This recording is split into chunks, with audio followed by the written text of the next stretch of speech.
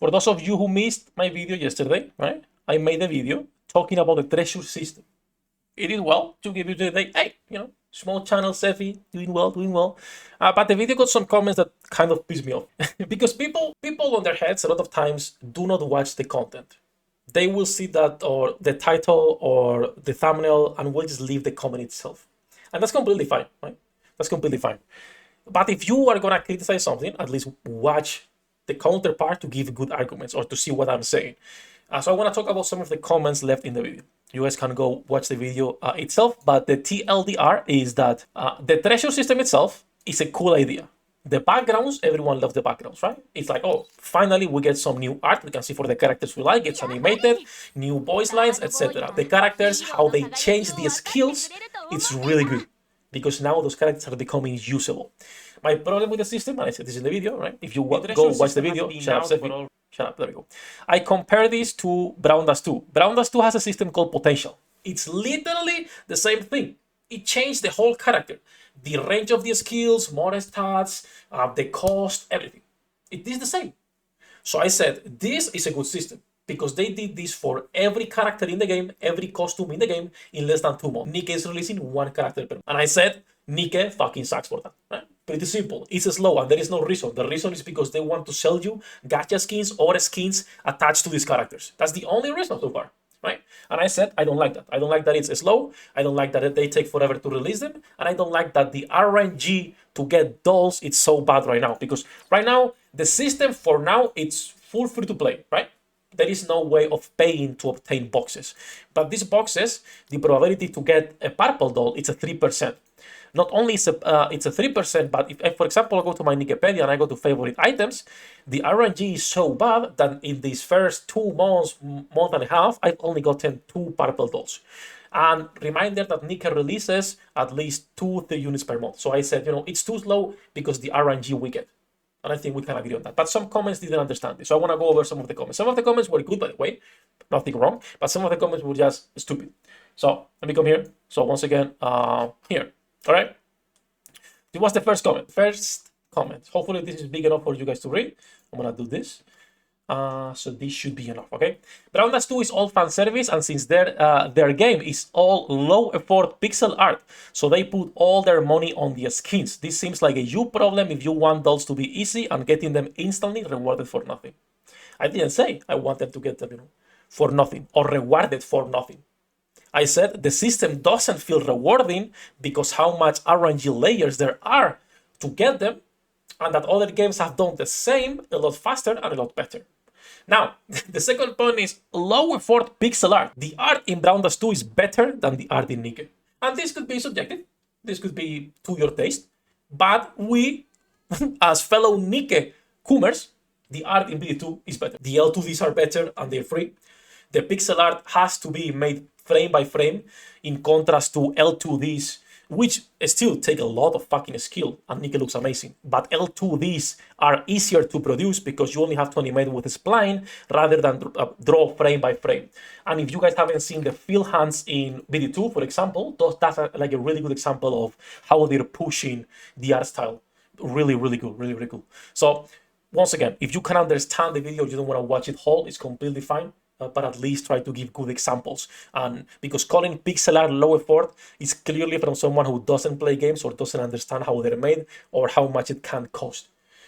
So just this comment pissed me off a little bit. The other ones are pretty simple, are pretty tame. So for example, JD said, I think it will become a pay to win if what you want happens. It cannot become pay to win, right? Because if we can develop more dolls, we get more dolls for characters, everyone wins. The game is already pay to win, right? If you are a free to play, a game pay to win, it doesn't matter to you. It doesn't matter. If a game is pay to win, which Nikke is, like every gacha, it doesn't matter to you because you're a free to play. It doesn't matter to me that I'm a low spender. I compare about certain systems because progression, when it's tied to those systems, is bad, right?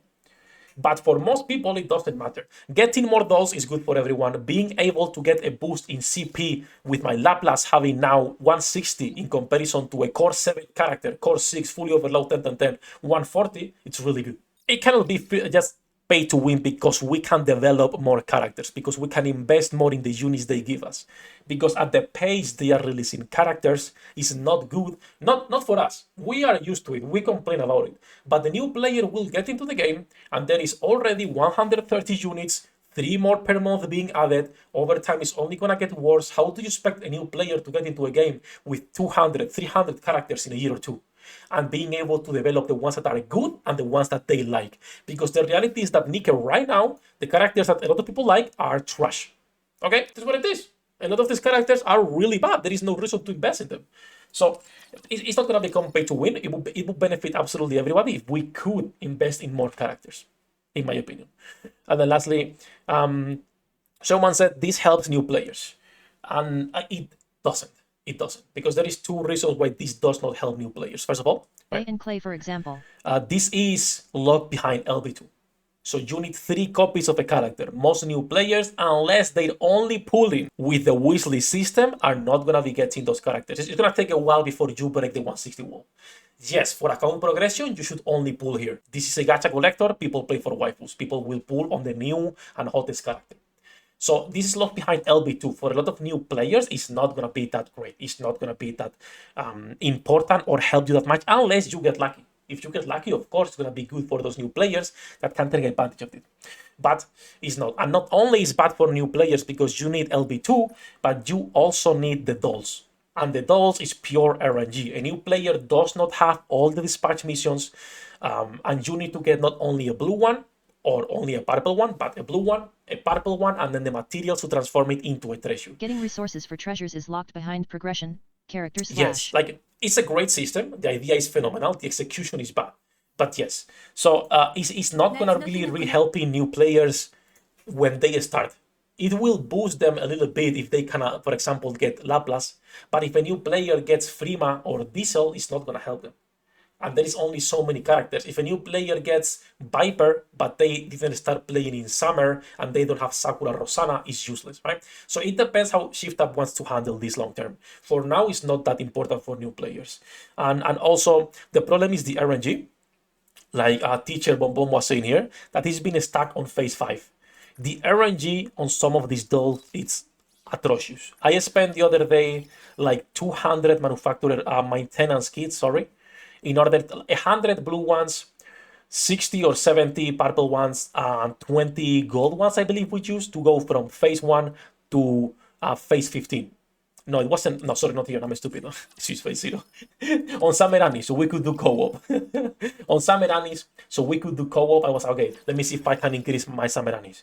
And to go to phase 15, I used all the resources that I had saved up for a month. And I got lucky.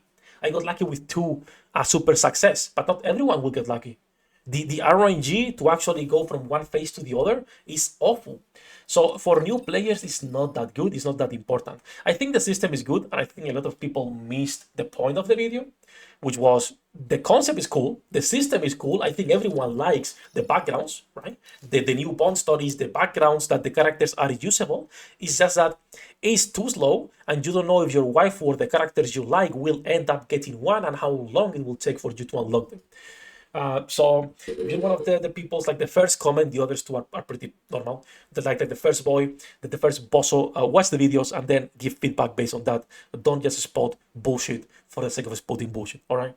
The treasure system is a cool concept. It's a shit execution, like the most things Shift Up implements into the game. They have really cool ideas, but they give us only breadcrumbs unless you're willing to spend your wallet. Just because a gacha is pay to win doesn't mean you have to eat all the systems. You should be able to protest in order to get some good changes, right? Vote for Sefhi for some good changes in it. That said, we want to talk a little bit about this, so we can move into our banner showcase now, right?